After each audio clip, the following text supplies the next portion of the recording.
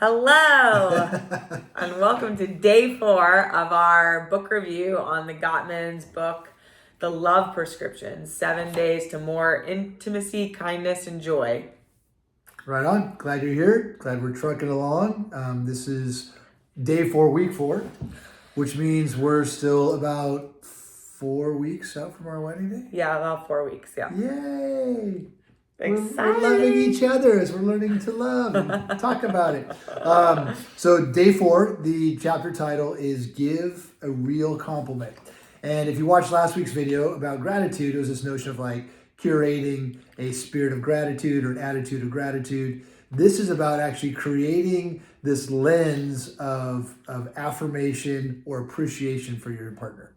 Yeah, and so the focus on this charge for couples to do is to give a real compliment, to really pull up each other's specific qualities that you really admire about them. And so where as saying thank you might be like, thank you for being helpful and taking the trash out, this is more about complimenting them on their core being, like parts of their soul and who they are that you just really love, and calling that out to them. Because again, in so many couples, year after year, as you're just kind of chugging along through life, I think a lot of individuals lose sight of what they really love about their partner and what kind of makes them light up about that person. And it's important over the years to call that out and talk about, I love this part of your soul, or I love how you're like X, Y, and Z. Yeah. So one of the great ways to do it that they talk about, and I see it in my counseling practice, is asking about people's initial origin story, how they met. Like, how did you meet? How did you know you liked each other? How did you know you fell in love with each other?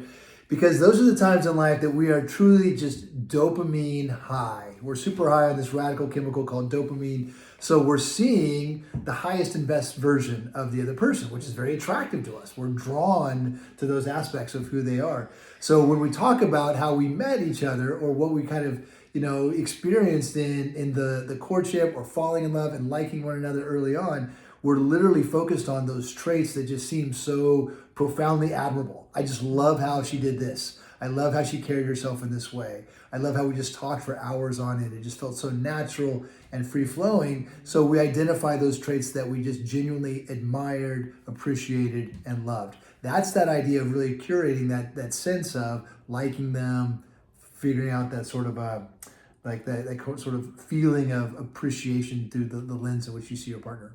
Right. And one of the things that the Gottmans talk about in this chapter specifically is that having this ability to give a real compliment and actively admire your partner for who they are is a really strong antidote to one of the things that is a relationship killer, which is contempt. So the Gottmans also they call it the 4 horsemen of the apocalypse. And one of the 4 horsemen of the apocalypse, essentially 4 things that really absolutely tank a marriage or relationship. One of them is contempt. Like if you start to hold real contempt towards your partner. And so the ability to give a real compliment, or to actively hold in the forefront of your mind the things that you really love about your person, that you really love about your partner, is this beautiful antidote to creeping into holding them in contempt. And you didn't do this, and I hate this about you, and this is so annoying or so frustrating. If you're able to keep in the front of your mind, the forefront, what are the things that you really love about your person, it helps kind of stave contempt off. Absolutely, keeps it at bay. And the whole notion is, what happens is when we start to be critical of something that someone does, it converts to criticism of who they are. So it goes from, hey, you left a mess. You left a mess in the kitchen. You left a mess in the house, whatever it was, to you left a mess. You are so messy. Therefore, you don't care about cohabitating with me. You don't care about my stuff. You don't care about my space. You don't care about my preference to not live in a messy house. And so we make these sweeping statements of who the person is by judging and being unforgiving in the misstep of what they do. So that's why it's so important that we remind ourselves of the essence of who they are, which is not messy, which is not bad, which is not, disrespectful. It's kind, loving, thoughtful. Those are the traits that we were drawn to. And sure, they might have left a mess. They might be forgetful in some things. There might be some idiosyncrasies that never go away.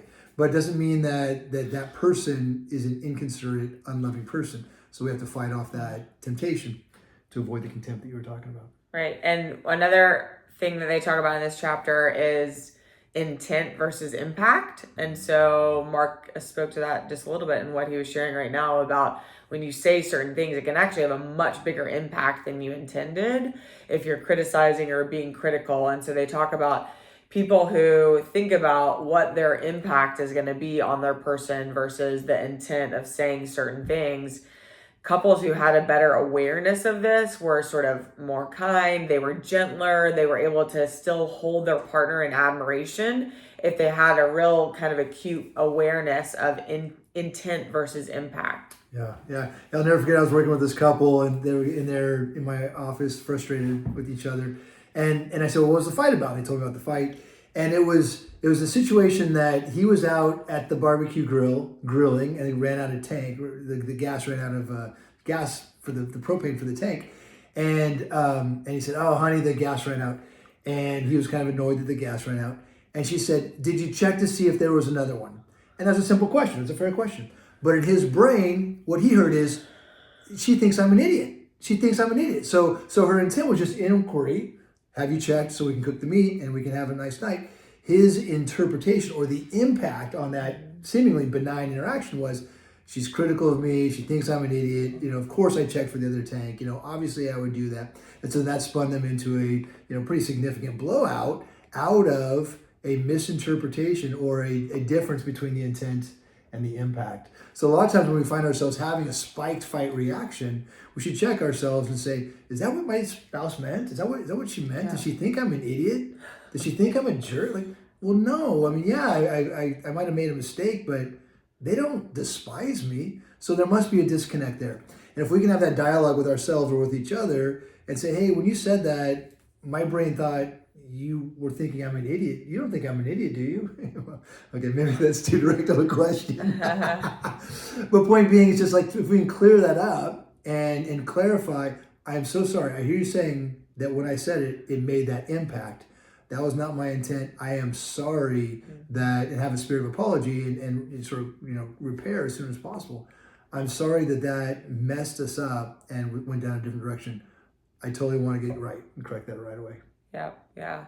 And they mentioned a couple times that a couple's ability to really hold their partner in admiration, this idea of giving a compliment and keeping in the forefront of your mind things that you really love about them, they say it is this sort of impenetrable armor that you are able to protect your relationship with, because when you have the capacity to admire them and choose to see the best about your partner, it sort of helps you kind of steel against negativity or contempt. Because if you're always operating out of the foundation that you believe the best and that you see the best and that you admire the best in your partner, then that just goes a long way to really protecting your relationship and kind of safeguarding it against negativity or, that negativity bias we even talked about in one or two videos ago, and being more having an eye for the positive and what you love about them and, what's going right and what's going well in the relationship. So I love this idea that this one in particular of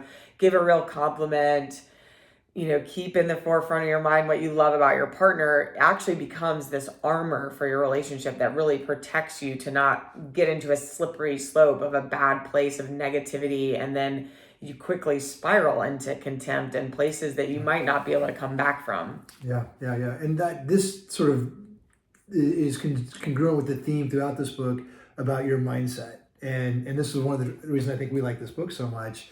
So, in psychology, I like cognitive behavioral psychology. How do we think? How do we act? That impacts what we're doing.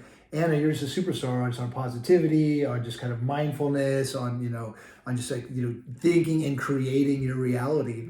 And that's playing out here. If I create a reality that I am in a good, loving, positive, dynamic relationship with an awesome spouse and partner, then newsflash, I'm going to live in that reality. That's going to be my manifest reality. If I think, oh, marriage is the worst, my partner doesn't get me, they don't think about this or that, then I'm going to live in a sourpuss, negative relationship. So mindset is a great sort of through line in this chapter. Yes, love it. So the charge this week then is to give a real compliment, to call something out about your partner to them that you love about them, their personhood, who they are, an innate quality of their soul and their being. Right on. Can't wait to hear about it.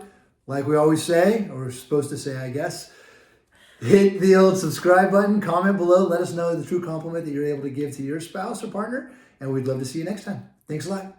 Thanks.